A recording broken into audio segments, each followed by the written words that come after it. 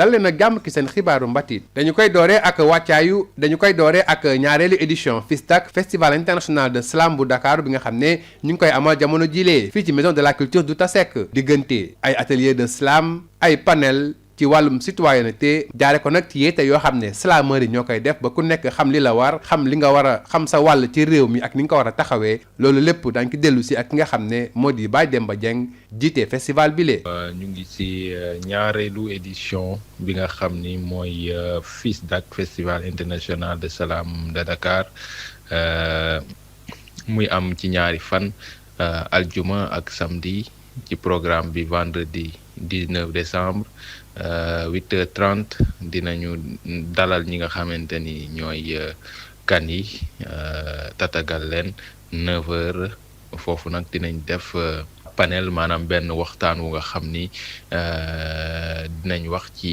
li ñuy wax citoyenneté active développement local misé sur la femme et l'enfant dès la maison. Pour 13h30 jotee dinañu def atelier technique intensif bu nga xamante ni day wax ci slam ak poésie 19h nag 00 dinañu def li nga xam ni mooy soirée de slam bu nga xam ni artistes yi ku ci nekk dinañ ñëw wone li nga xam ni moom nga mëne def li ngay xam ni mooy slam ci ni ko nit ñi bëggee. Samedi bi nag li nga xam ne mooy 30 décembre bu boobaa 9h dinañ def nag atelier d'application et de performance atelier boobu nag mooy tax ñi nga xam ni tàmbali woon nañ atelier bi ci bisu njëkk ba experts yi fa nekk borom xam-xam yi daal di leen di tàggat jubbanti seen ni ñuy nekkee ci scène bi ak naka la ñu war a génnee émotions yi ak ñoom it scène bu 15h jotee nag dinañ def li nga xam ni mooy cérémonie officielle bi. Bu 19h nag mooy nag soirée slam bi nga xam ni mooy ndoytal li mooy tëj li nga xam ni mooy activité yi boobaa nag artistes yu nga xam ni ñu ngi Sénégal ci Dakar ñu nekk ci région bi ak ñu nga xam ni ñu ngi bitim réew dinañ fa daje ngir waa ren nag thématique bi nga xam ni indi nañ ko mu ngi wax ci citoyenneté active développement local misé sur la femme et l'enfant dès la maison. Mu nekk thématique bu nga xam ni li tax ñu tànn ko mooy dañu gis ni kat xale yu bari amatuñu repère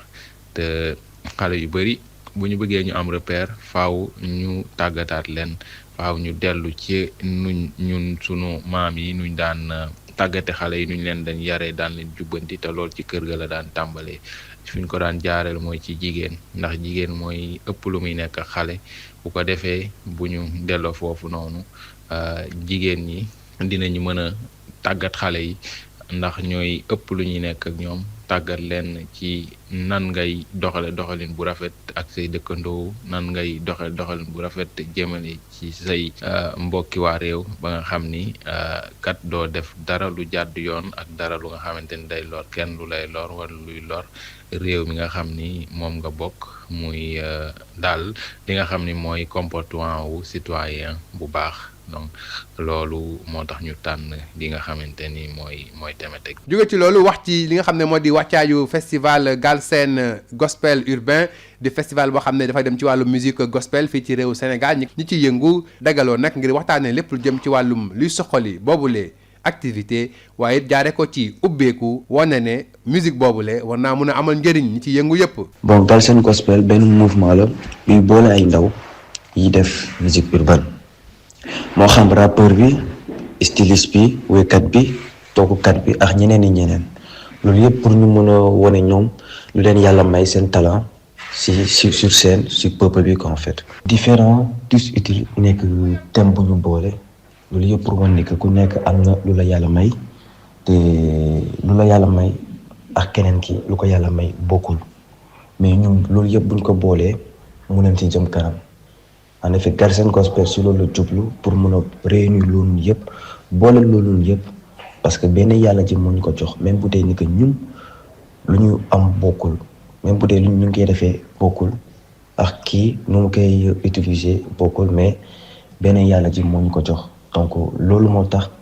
ñu bëggoon defoon festival bi pour mbooloo bi ñoom ñëpp ngir urban gospel bi mun a dem jëm kanam. fii la ñu ndar keppee seen xibaaru mbatit jërë ngeen jëf ci déglu bi.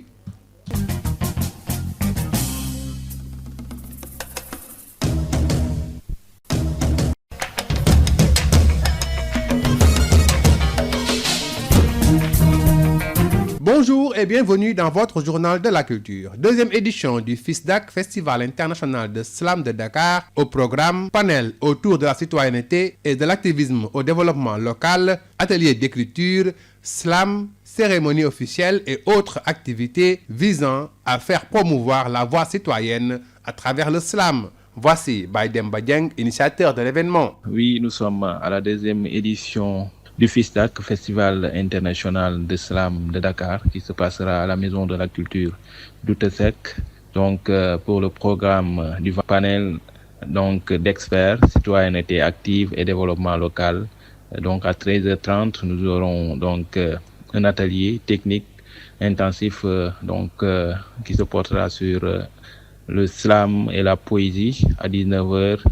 il y aura une soirée slam où les artistes vont à tour de rôle déclamer le texte. Et le samedi 20 décembre à 9h, il y aura un atelier d'application et de performance qui permettra aux différents participants ont participé aux ateliers de pouvoir parfaire leur performance de slam. À 15h, nous aurons la cérémonie officielle et remise des attestations pour les participants des ateliers. Et à 19h, il y aura la soirée de collecture, où de grands artistes vont participer de Dakar et dans les régions, et puis des artistes de renommée internationale. Donc c'est ça pour le programme de cette année. Pour cette année, on a choisi un thème qui porte sur citoyenneté active, développement local, misé sur la femme et l'enfant dès la maison. Pourquoi cette thématique? Parce que nous avons constaté qu'aujourd'hui, la plupart des jeunes n'ont plus de repères et par rapport à leur comportement et tout, pour les préparer à être de très bons citoyens, il est préférable ou il est même plus judicieux de les préparer dès la maison, en passant par les femmes, parce que les femmes sont plus dans la maison et passent plus de temps avec les enfants, et en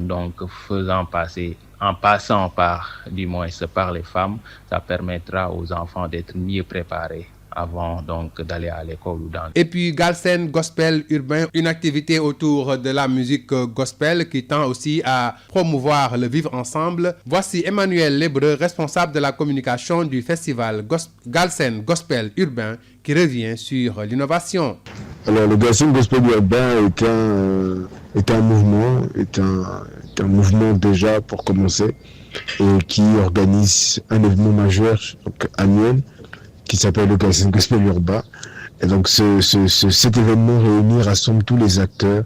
de la musique gospel urbaine, du gospel urbain en général, tout type d'artistes, que ce soit des danseurs, des peintres, des stylistes, des créateurs de mode, des musiciens, des rappeurs, tous ceux qui sont des artistes dans le gospel urbain. Alors par rapport aux thèmes différents mais tous utiles, c'est pour montrer en fait qu'on a il y a une diversité de talents, il y a une diversité de manières de faire, d'exercer son art, mais pour une utilité commune, d'accord? Donc que ce soit les talents ne se ressemblent pas, la manière d'exercer les talents ne se ressemble pas, mais c'est un seul donateur qui est Dieu qui nous a donné. Donc on est tous différents, mais on est tous utiles. Utiles pourquoi? Pour œuvrer pour le gospel, pour œuvrer pour l'évangile dans le domaine de l'urbain. Donc voilà un peu en grosso modo, différents mais tous utiles. C'est la fin de votre journal de la culture. Merci de l'avoir suivi.